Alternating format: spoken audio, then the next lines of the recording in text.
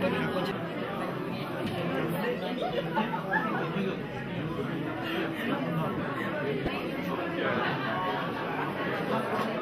ves, todo un desafío. Estaremos hasta mañana contentos. Pero creo que es posible. Bueno, Muchas gracias. gracias a ustedes. Mira, yo te propongo una cosa. Originalmente esta exposición iba a ser una cosa un poco más académica, que yo puedo circunscribir achicarla, digamos, para entrar en los temas más políticos y que además me parecen más interesantes, digamos, desde el punto de vista de... Entonces, voy a hacer ese planteamiento general de una visión desde la economía y desde la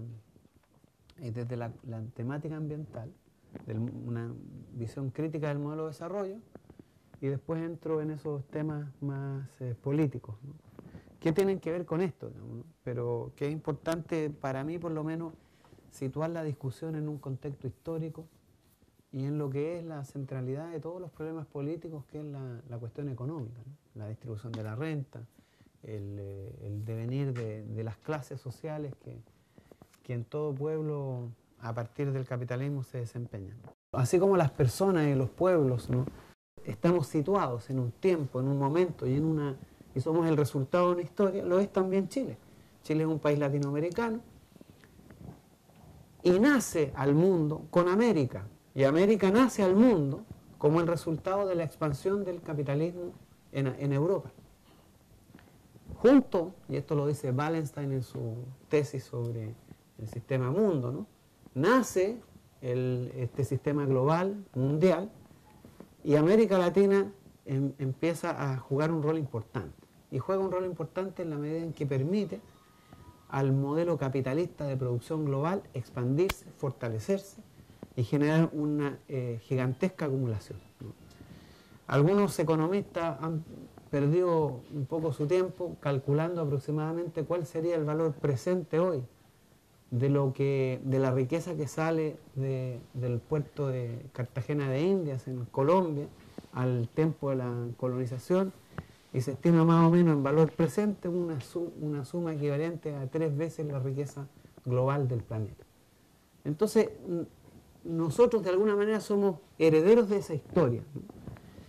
Toda la primera parte de la existencia de Chile como país latinoamericano son 300 años en donde se produce un profundo y gigantesco proceso de acumulación capitalista, donde tanto la esclavitud como la disposición de recursos, de patrimonio natural, de riqueza natural, se puso a disposición de este proceso gigantesco de acumulación. De alguna manera venimos desde allí.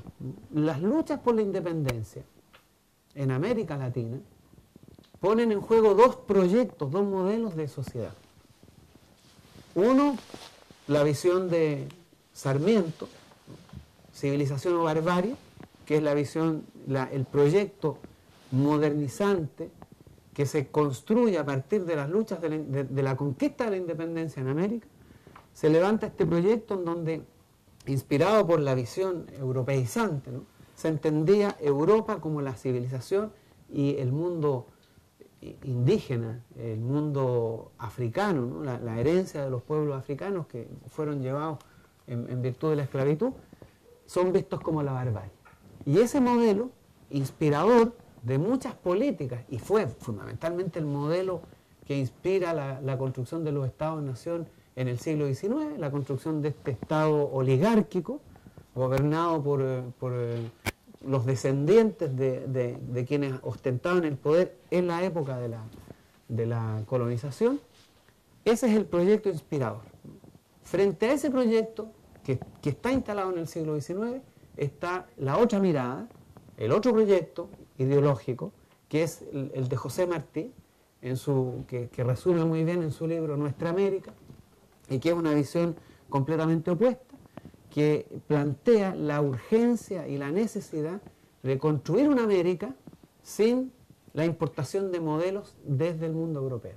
Y entiende la visión y la importancia de incorporar en la construcción institucional, en la construcción del lenguaje, en la construcción de los valores y de las formas culturales que se desplegaban, la incorporación tanto de la herencia europea como de los pueblos originarios y de los pueblos africanos. Ese modelo que estaba en contraposición al modelo de Sarmiento, el que de alguna manera se viene confrontando en la construcción de América a partir de las luchas de la independencia.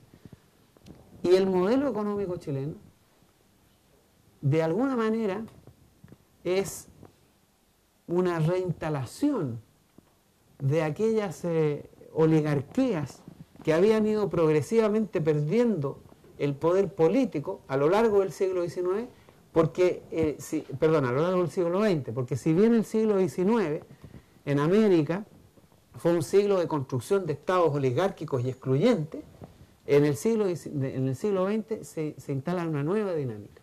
Los sectores emergentes, ¿no? Los sectores obreros, campesinos, campesinos que de alguna manera estaban vinculados a los pueblos originarios, porque la conformación del campesinado latinoamericano es un campesino que tiene raíces indígenas, ¿no? Y en consecuencia tiene una cosmovisión, una mirada de su forma de actuar en el mundo muy distinta a la visión occidental.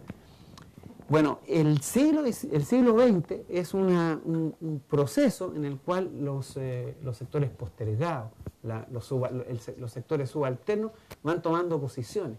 Y parte el siglo XX con la Revolución Mexicana, el esfuerzo de los sectores postergados, Villa y Zapata, miembros y pertenecientes a ese sector campesino vinculado a tradiciones más bien de pueblos originarios que de visiones europeizantes, logran derrotar a la oligarquía terrateniente mexicana y alumbran en procesos de reivindicación y resistencia en América Latina durante todo el siglo XX, ¿no? Bueno, durante ese periodo, largo periodo, la oligarquía terrateniente, financiera y minera, vinculada a la minería, fue progresivamente perdiendo el poder. El año 1973, se produce el golpe de Estado y se inicia un proceso de reconstrucción del poder de esa oligarquía que había disminuido su capacidad de influencia durante la segunda parte del siglo XX. Esa es, muy resumidamente, la historia que precede al golpe militar y que precede a esos cambios contrarrevolucionarios que acontecen con la dictadura militar. ¿Qué es lo que en definitiva se instala en esa iniciativa histórica, en ese proceso de transformación y de contrarrevolución que la dictadura militar establece? Empieza a construirse un nuevo modo de organizar la producción, empieza a construirse un nuevo orden político. Es importante también decir que con el golpe militar en Chile, en el año 73, el 11 de septiembre, es reconocido, se entiende ese hecho histórico como la encarnación, es la forma en que se materializa el proyecto neoliberal en el mundo entero. Ahí parte, ¿no? Porque se establecen dos hechos históricos. El año 48, la Sociedad de Montpellier, cuando define el proyecto ideológico del neoliberalismo, y el año 73, el 11 de septiembre del 73, cuando se encarna ese modelo ideológico en proyectos políticos concretos, y el golpe militar en Chile inicia en el mundo entero el proceso de instalación y de construcción de esta forma de producción económica y de esta forma de organización política y social, que es lo que se entiende como el neoliberalismo y que para muchos de nosotros es una forma de capitalismo salvaje, tardío, que de alguna manera recoge, y eso es importante decirlo, es un nuevo impulso del capitalismo, frente a la caída de la tasa de ganancia, frente a la crisis que experimentaba el capitalismo en esa época y que sigue experimentando, la respuesta fue un modelo de capitalismo brutal que estaba dispuesto a ir mucho más allá y reducir considerablemente los derechos sociales y económicos que se habían alcanzado en el proceso de lucha y de conquista social y política que había experimentado el siglo XX, no solamente en Chile, sino que también en el mundo entero, ¿no? Es en el siglo XX que está la Revolución Cubana, que está la Revolución Soviética, y que permitió un foco de resistencia y de recuperación de derechos y de instalación de derechos en el mundo entero para la clase obrera. Bueno, con el golpe militar en Chile del 11 de septiembre se inauguran aquellas experiencias políticas que en el mundo entero comienzan a reducir los derechos económicos y sociales y los derechos políticos. Es un hito importante, ¿no? Ahora, ¿qué hace el modelo económico chileno? Instala, aplica ciertas políticas que no son independientes, son vistas, ¿no?, como técnicamente necesarias, pero que en definitiva tienen un sentido y razón política, ¿no? Se liberan los mercados. ¿Por qué era importante la liberación de los mercados? El argumento es la eficiencia económica, ¿no?, el aumento de la productividad, pero finalmente la liberalización de los mercados tiene un sentido único, ¿no?, la posibilidad de subir los precios de tal manera de asegurar la realización del capital y de la ganancia de capital, así como la privatización de empresas públicas. Las empresas públicas, ¿qué es lo que tienen? Tienen una característica importante, generan un excedente productivo. Mientras están en el sector público y son estatales, ese excedente productivo se destina a la producción, al financiamiento de bienes públicos, de bienes sociales, la educación, la salud, la construcción de viviendas sociales, ¿no? Son, por decirlo así, un espacio de generación de excedente que cuando son de carácter público es un excedente que se socializa. Cuando son de carácter privado es un excedente que se destina a engrosar e incrementar la tasa de ganancia del capital, que es el sentido y razón del capitalismo. Es muy importante no perderse de vista que la razón de ser del orden capitalista es la generación de un excedente, de un profit, de una acumulación que permite a una clase no solamente enriquecerse, sino que tener el poder, el control y el dominio de la sociedad en general. Por lo tanto, todas estas políticas tienen una lectura técnica, una legitimación mecánica, racionalista, pero finalmente siempre detrás de estas políticas hay un sentido y razón político, y que es fortalecer el proceso de acumulación y de concentración de la riqueza que tiene el capital. Lo mismo con la apertura de la economía. Cuando se abren las economías, ¿por qué es importante abrir la economía? Porque en el escenario de una economía abierta, como el capitalismo no es una experiencia local, y eso es importante tenerlo presente, el capitalismo es una experiencia global, América Latina se inventa como una necesidad del desarrollo capitalista, que es un fenómeno global. Entonces, la apertura de la economía permite necesariamente abrir los espacios de inversión del capital multinacional, sobre todo en aquellos recursos que son estratégicos para el desarrollo. El cobre, el petróleo, el salitre, el litio, los bosques, los recursos pesqueros. Es importante entonces tener una economía abierta para que pueda el capital multinacional transitar a lo largo de las distintas economías. La flexibilidad laboral es otro factor importante, ¿no? Nosotros entendemos y sabemos que uno de los costos más importantes del proceso de producción es el trabajo, es el salario, ¿no? Por lo tanto, para aumentar la tasa de ganancia, yo tengo que bajar los costos de producción, y el salario es un costo de producción, ¿no? Y es una cosa bien mecánica, ¿no? Casi es como una ley física, ¿no? A medida que aumentan los salarios, la tasa de ganancia disminuye, y a medida que disminuyen los salarios, la tasa de ganancia aumenta. Eso lo dijo ya hace muchos años atrás un clásico economista, un economista clásico, David Ricardo. Eso es materia conocida, ¿no?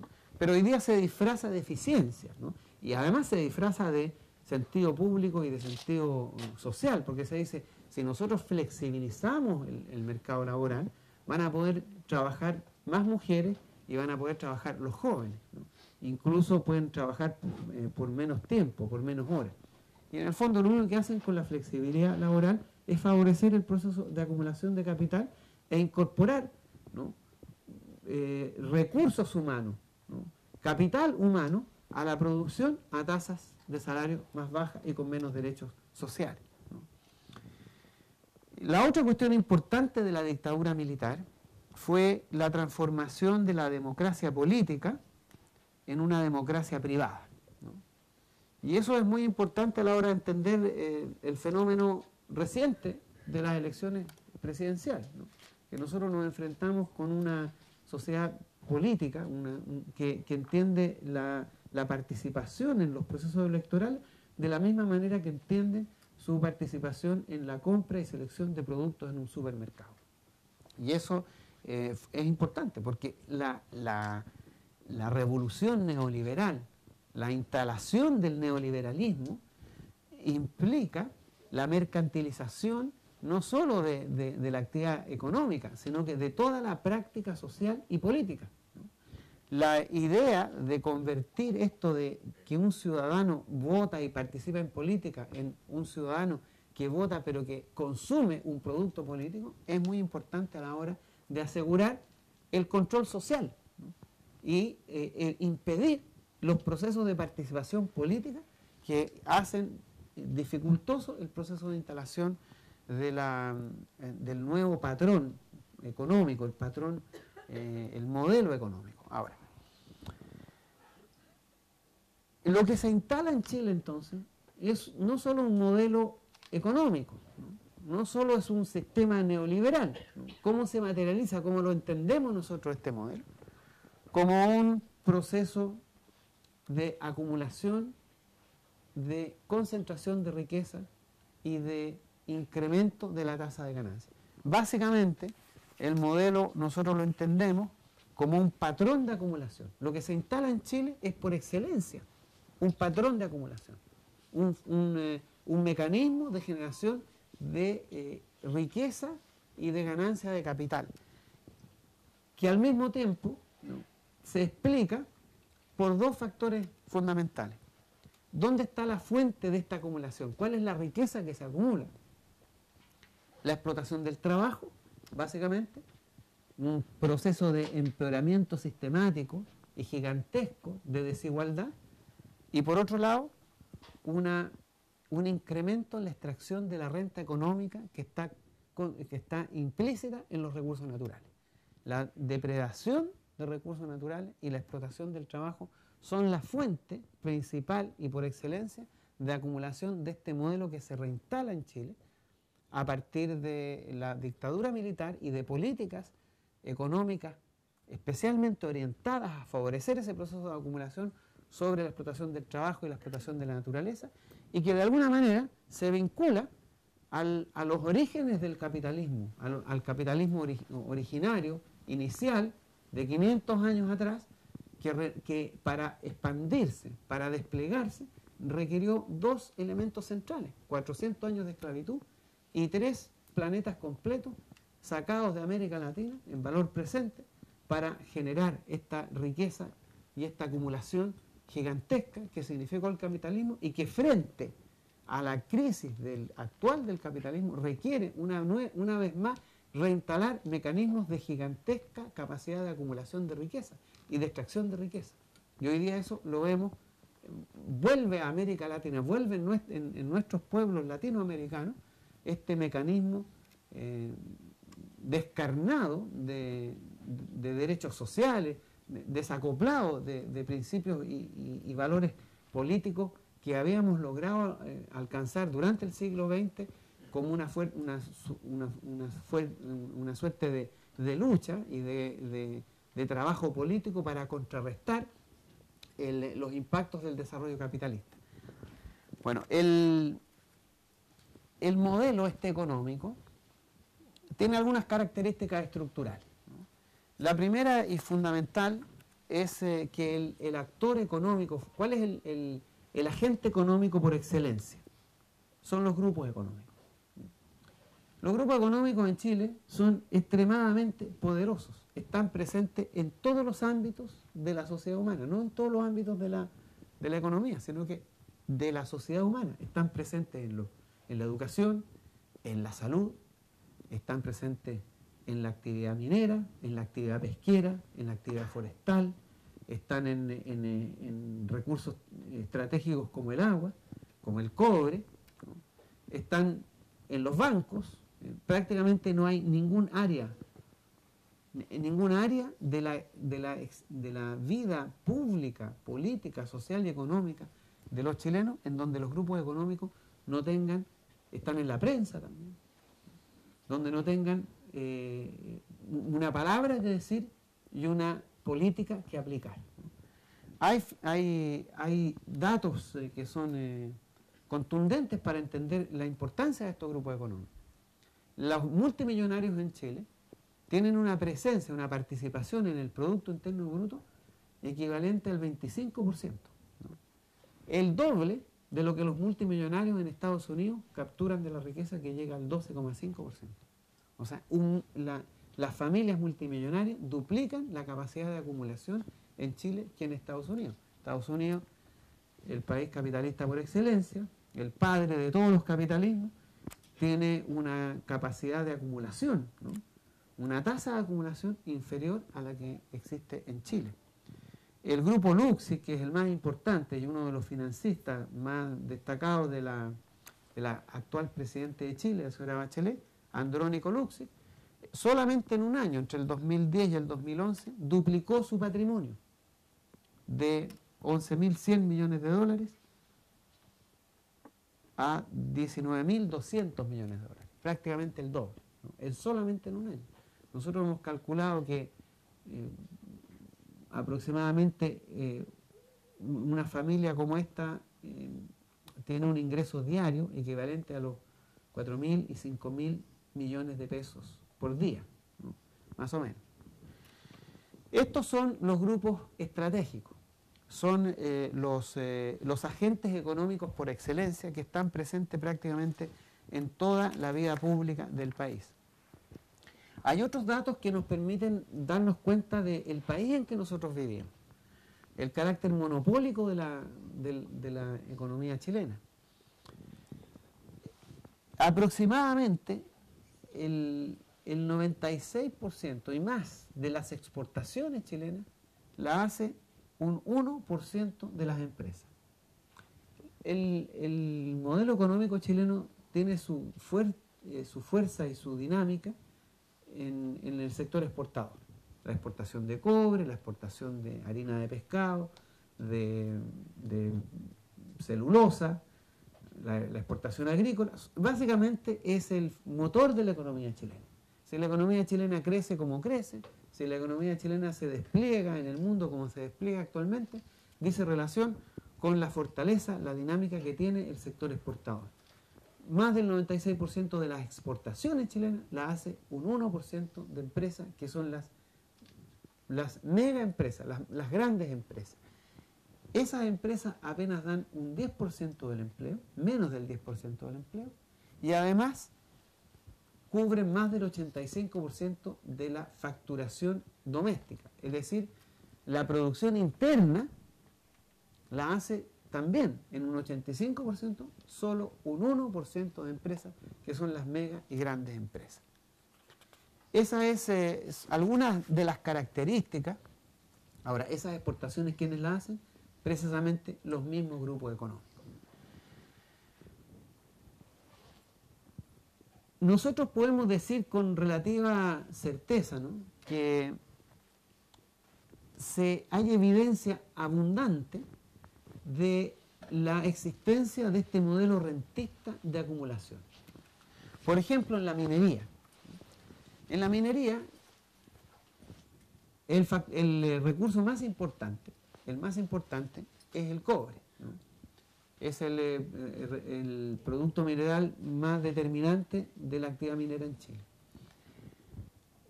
Al término de la dictadura militar, cerca del 90% de la producción de cobre la hacían empresas estatales, cerca del 90%, Codelco.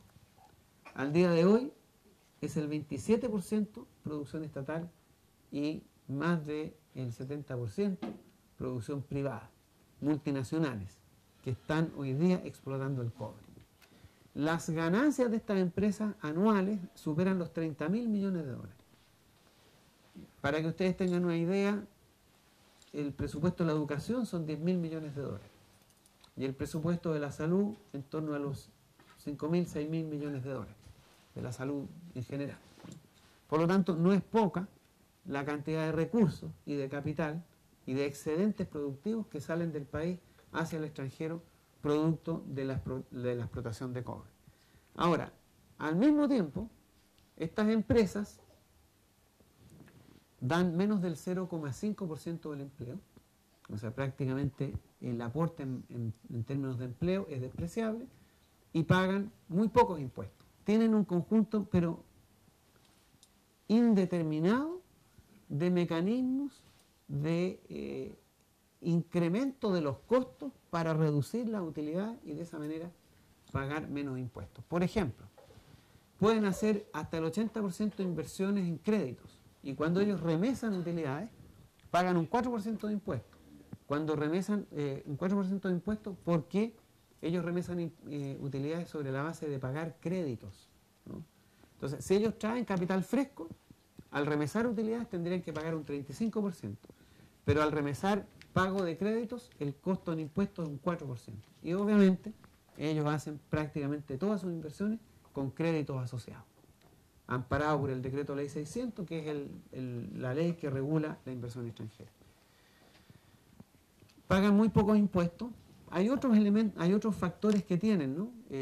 Por ejemplo, el costo de pertenencia, que es un invento muy siniestro, ¿no? Incluso no es de la dictadura, es de la concertación, ¿no? El año 93 hubo una reforma tributaria en Chile que permitió que los inversionistas extranjeros que estaban presentes en la minería se pagaran a sí mismos el costo de pertenencia. ¿Qué es lo que es el costo de pertenencia? El costo es el pago que hay que hacerle al dueño del mineral, el cobre, por la pérdida de este patrimonio. Porque como es un producto agotable, el uso de esta riqueza es una pérdida al mismo tiempo, ¿no? Es una descapitalización. Entonces, ¿de qué manera se compensa al propietario de este recurso con la pérdida de este patrimonio? Pagando el costo de pertenencia. Y la ley reconoce al inversionista extranjero como propietario de los recursos minerales. ¿Y por qué? Porque existen las concesiones plenas. Eso es un invento del señor José Piñera. ¿En qué consisten las concesiones plenas?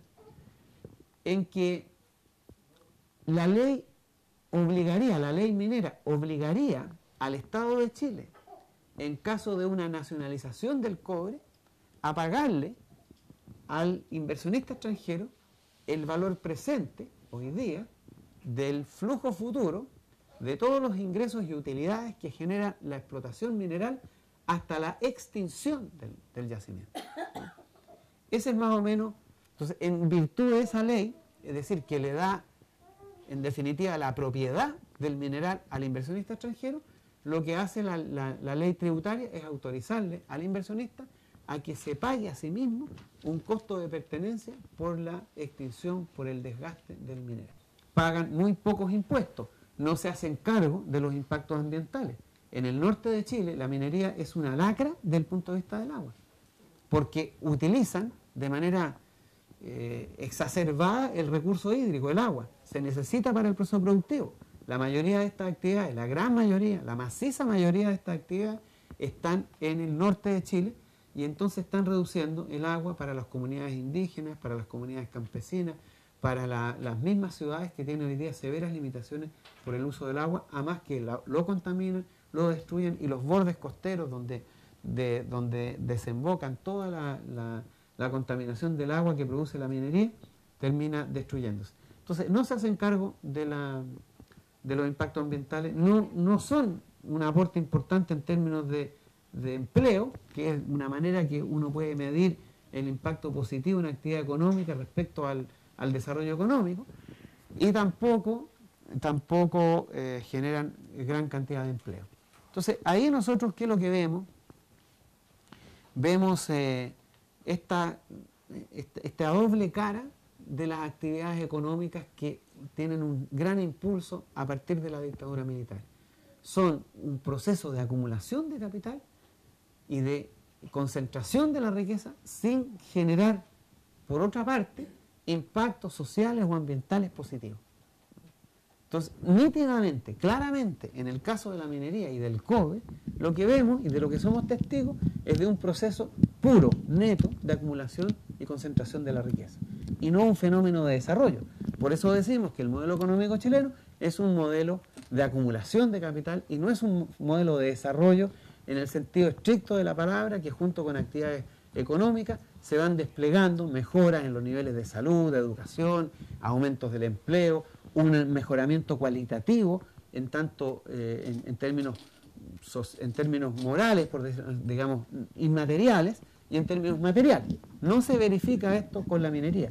Al mismo tiempo somos testigos de un proceso de apropiación del cobre por parte de multinacionales que hoy día tienen presente en su cabeza un proyectos mineros de cerca de 100.000 millones de dólares, cosa que es grave para el desarrollo del país, porque a ellos no les importa, esto hay que tenerlo presente, no les importa el precio del cobre.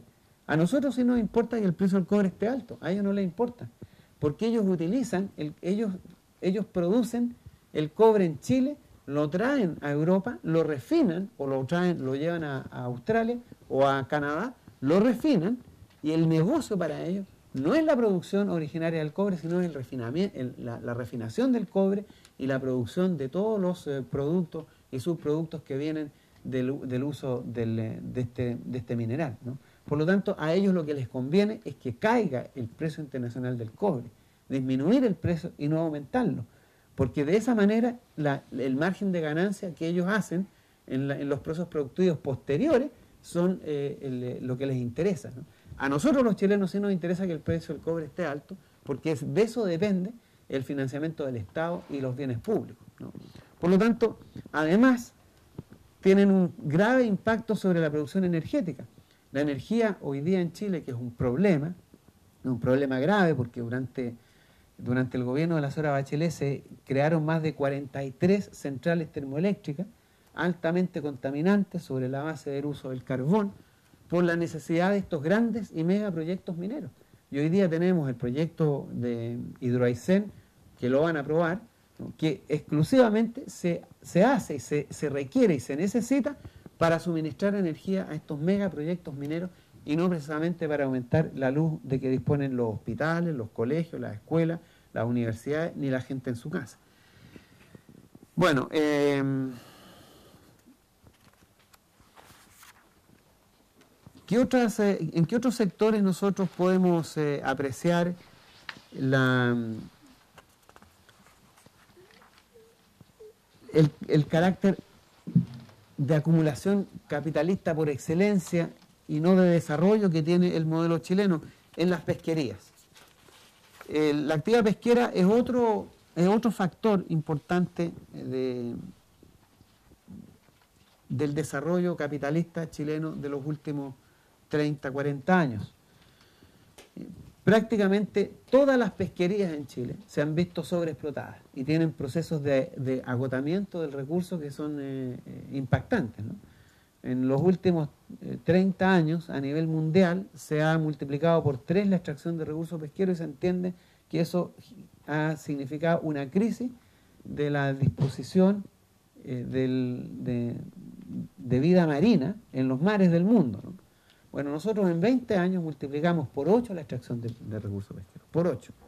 Esto significó prácticamente la desaparición de las pesquerías y una lucha encarnizada entre la industria pesquera y los pescadores artesanales por las cuotas de pesca, que terminan con una ley de pesca que le entrega el 95% de las cuotas de captura a la industria pesquera, que da menos del 6% del empleo.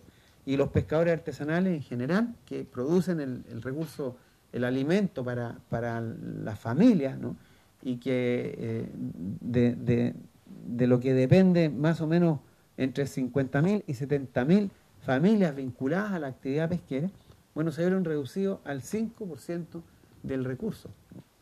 Y esto ha generado graves problemas de desarrollo social, empobrecimiento de los pescadores artesanales, que constituyen básicamente un sector vulnerable, ¿no? Porque trabaja sin derechos sociales, sin pago de cotizaciones previsionales, sin salud. Y lo importante de decir respecto a esto, que las leyes de pesca que sucesivamente se han sucedido en el curso de los últimos 20 años han sido el producto de la intervención absolutamente descarada de grupos económicos, ¿no? en la legislación.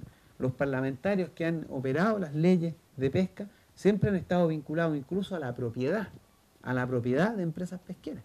Básicamente el grupo Angelini, que es el más importante y que se fortalece en el país en los últimos 40, 50 años como grupo económico, debe su concentración de riqueza y su expansión como grupo económico precisamente a la actividad pesquera y a su vínculo especial con el Partido Demócrata Cristiano, de donde han tenido siempre el apoyo y la influencia por los vínculos que hay entre la política y entre este partido y el grupo Angelini. Este grupo Angelini, por ejemplo, representa más o menos las ventas del grupo Angelini, el 8% del Producto Interno Bruto, ¿no? Las ventas del grupo Angelini son cerca del 8%. Es una cifra no despreciable. Sin embargo, en relación al aporte en materia de impuestos, no supera el 1%, es menos del 1%, y en materia de empleo genera menos del 0,2% del empleo, ¿no? Grupos económicos preponderantes que están presentes en esta actividad pesquera tienen una importante presencia en las variables que generan acumulación de capital, que son las ventas, pero en aquellas otras variables que uno podría asociar al desarrollo y al aporte al desarrollo, no tienen prácticamente ninguna. En materia de empleo, despreciable, y en materia de impuestos, tampoco son un gran aporte. Lo mismo ocurre con el sector forestal. El sector forestal es uno de los responsables del problema mapuche, ¿no?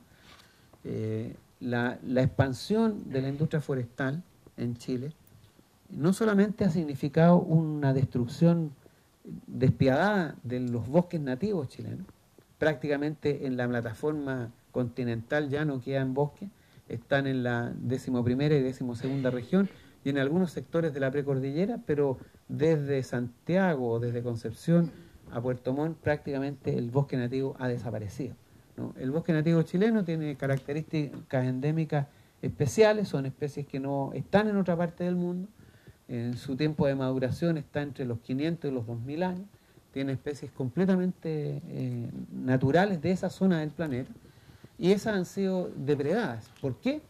Porque ahí es donde llueve, ahí es donde está la base, el suelo fértil para desarrollar las plantaciones.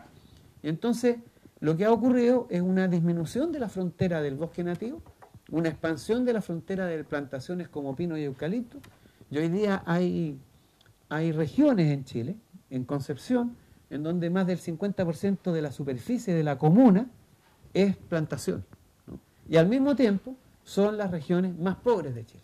Están dentro de las comunas más pobres de Chile aquellas que tienen mayor presencia de industria forestal. Asociado a esto está la celulosa, perteneciente la celulosa y las plantaciones forestales a dos grupos económicos, el grupo Mate y el grupo Angelini. Estas empresas forestales han sido las que finalmente han reducido en el último tiempo la importancia de la tierra mapuche. Y el conflicto mapuche de hoy, eso hay que tenerlo presente porque a veces se pierde el debate, ¿no? El conflicto de los mapuches actualmente no tiene que ver con la usurpación de tierras que sufrieron con la colonización española de hace 500 años atrás. tiene que ver con la colonización del Estado de Chile y de los grupos económicos, donde han perdido en los últimos años más de 50.000, 60.000 y hasta 100.000 hectáreas con el proceso de expansión de la industria forestal. Y el gran problema que hoy día tienen, y por eso que normalmente el conflicto mapuche se expresa en incendio de bosques, en incendio de camiones forestales, el problema es con la industria forestal, ¿no? Bueno, esta industria forestal es la segunda o tercera más importante industria a nivel de las exportaciones en Chile, ¿no? Tiene asociado a la industria forestal graves problemas de pobreza y de conflictos sociales, como el conflicto mapuche y el conflicto social, ¿no? Y una vez más nosotros acá verificamos que al mismo tiempo que se expande una industria tan importante como la industria forestal y que está en manos del grupo Angelini y del grupo Mate, se asocia a esa expansión problemas sociales graves, ¿no? El conflicto mapuche, los problemas de pobreza y los conflictos ambientales, destrucción del agua. El sur de Chile hoy día está siendo desertificado precisamente por la presencia y la expansión indiscriminada de plantaciones forestales que tienen una capacidad de absorción de agua gigantesca. Entonces, en el sur de Chile, donde llueve todo el año, tenemos graves problemas de sequía. Incluso está llegando hasta la 8ª región, Temuco y esa zona del Gualmapu, es donde están apareciendo problemas de sequía por la presencia indiscriminada y no regulada de empresas forestales que constituyen otro de los grupos económicos más importantes.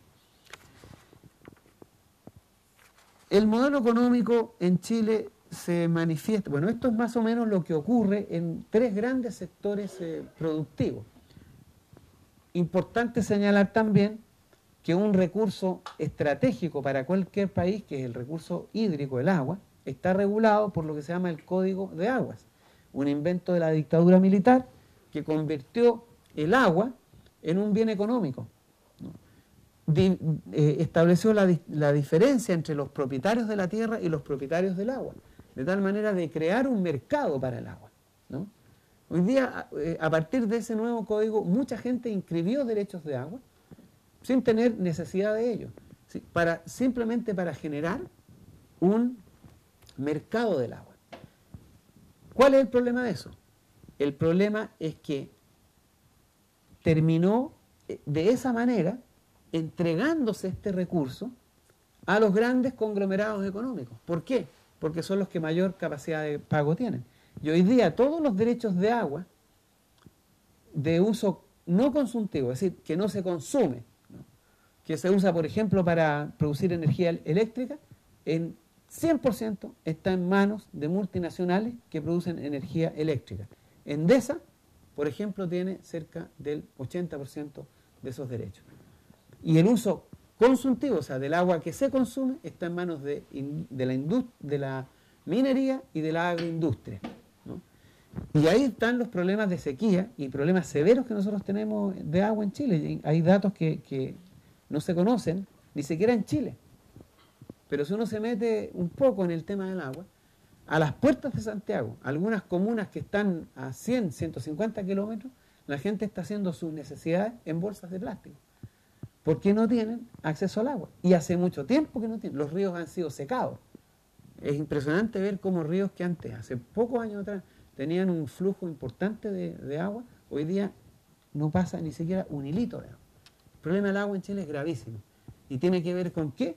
Con este código de agua que crea un mercado, un gran negocio para el agua que permite que las grandes empresas mineras, las grandes empresas agroindustriales y las grandes empresas hidroeléctricas se apropien del agua y terminen hoy día siendo de enormes niveles de escasez para las comunidades campesinas, para las comunidades indígenas, incluso para ciudades importantes como Iquique, Antofagasta y Calama, cuya calidad del agua es pésima y tienen problemas importantes de suministro, que a veces se corta y de manera preocupante hoy día se está instalando la preocupación por el problema del agua. Eso es más o menos lo que tiene que ver con recursos naturales. ¿Qué pasa con la desigualdad? Y con esto termino para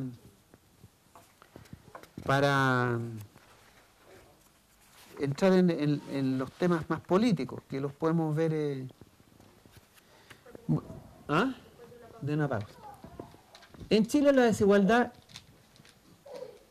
es, creo, o pienso, y se dice y se comenta, el país más desigual en materia de riqueza, ¿no? Si nosotros calculamos la pobreza como la calcula según el método en Chile, que equivale a 2 veces la canasta básica, ¿no? La disposición de calorías, ¿no? 2.000 calorías diarias, lo que cuestan 2.000 calorías diarias, que es más o menos lo que se estima necesario para que una persona no se muera, se calcula que 2 veces ese valor equivale al ingreso para calcular la pobreza. Si yo lo calculo a la manera chilena, la pobreza está más o menos en torno a los 2,6 millones de personas. Pero si yo aplico el método norteamericano, que son 3 veces, ¿no? 3 veces las 2.000 calorías, estamos en 5,9 millones de personas. Y si hago un cálculo equivalente a la medida a la línea de pobreza que calcula acá la Oficina de Estadísticas de Europa, ¿no? Que es equivalente al 60% de la mediana del ingreso, que es un cálculo bien sofisticado, pero es más o menos, no importa, digamos. Para que vamos a explicar algo, no tenemos mucho tiempo para explicarlo, pero si usamos la línea de pobreza de acuerdo a la metodología europea, la pobreza en Chile llegaría a más de 7,5 millones, ¿no? de personas. Y si calculamos en función de las necesidades y de los costos de la vida, que aquí yo me estoy dando cuenta que es bastante más barato, no sé si bastante más barato, pero en algunos casos vivir en Suecia es más barato que vivir en Chile, ¿no? Bueno, si yo lo calculo a partir de las necesidades mínimas, los niveles de pobreza en Chile superan los 15 millones de personas, ¿no? 9 de 10 chilenos no llega a fin de mes, entendiendo la pobreza no como aquellas personas que viven debajo de los puentes, sino que pobreza en términos económicos es aquel que con los ingresos que dispone no termina adecuadamente de cubrir sus necesidades mínimas en un sentido mínimo, ¿no? Y nosotros calculamos eso en un sentido mínimo, para que ustedes tengan una idea, comprarse un abrigo cada 10 años, ¿eh? Salir a pasear 2 veces al año. Esas son las consideraciones cuando nosotros hablamos de mínimo. Y llegamos a un nivel de pobreza en Chile de gente que no cubre esa necesidad de 15 millones y somos 17 millones. Entonces, la situación es gravísima. Los ricos en Chile no son un 10%, son menos del 1%. 1% de chilenos son los que realmente tienen y pueden decir que en Chile tienen una vida cómoda que permiten cubrir sus necesidades.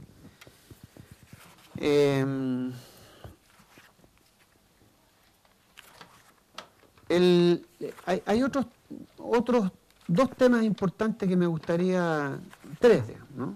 Resumidamente, contarles que tiene que ver con la desigualdad. El sistema de previsión, ¿no? Nosotros tenemos un sistema de previsión privado, no el que tienen acá, que es solidario, digamos, de reparto, ¿no? Es un sistema que se basa en la acumulación privada, personal. Bueno, hoy día se calcula que aproximadamente el 60% de los trabajadores, que son como 10 millones, o sea, estamos hablando de 6 millones de trabajadores, va a terminar con una jubilación inferior a los $100 mensuales, ¿no? Estamos hablando de 6 millones de personas. $100. No, perdón, $200.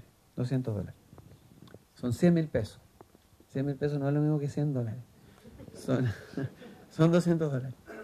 Menos de $200, ¿no? Son 6 millones de personas. El sistema de AFP es una máquina de transmisión de financiamiento de los grupos económicos. La gran mayoría de estos recursos entran al sistema de AFP y se utilizan para financiar grandes inversiones de los grupos económicos. Y al mismo tiempo que los trabajadores van a tener pensiones indecentes, estos recursos se utilizan para financiar megaproyectos de inversión, ¿no? Que no tienen ningún sentido social. Los trabajadores no tienen ningún derecho sobre estos fondos el sistema, como utiliza este capital, lo utiliza para inversiones especulativas y sobre todo fuera del país, el año 2008 perdió el 60% del fondo, más o menos. Se perdió, ¿no? Y tiene una rentabilidad histórica de menos del 2%. El sistema AFP es una fábrica de pobreza, ¿no?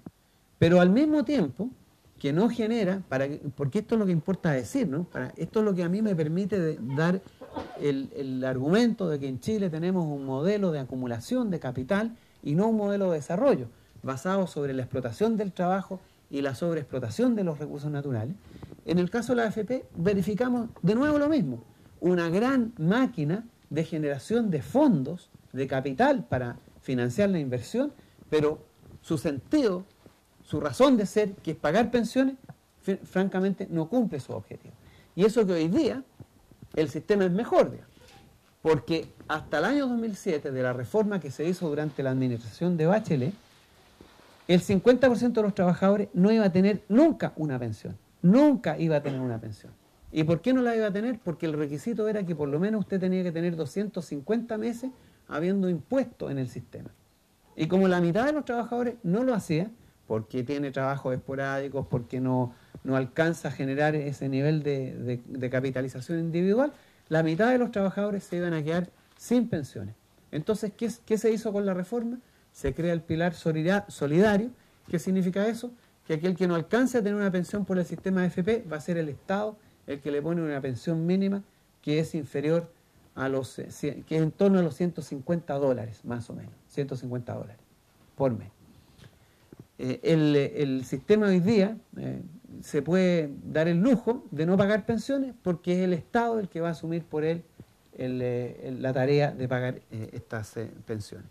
En materia de salud, que es otro grave problema, nosotros tenemos el sistema de salud en Chile realmente nadie lo puede creer, ¿no? Los hospitales dan atención, hay gente que el sistema público atiende al 80% de los chilenos, que son los pobres, que son las mujeres, que son los viejos, que son los niños, ¿no? Usted puede tener que esperar hasta 3 años para que le hagan una operación urgente, ¿no? Pero porque no tenemos suficientes especialistas en el sistema de salud pública, ¿no? No hay atención mental, el 85% de las necesidades de salud mental no son cubiertas, ¿no?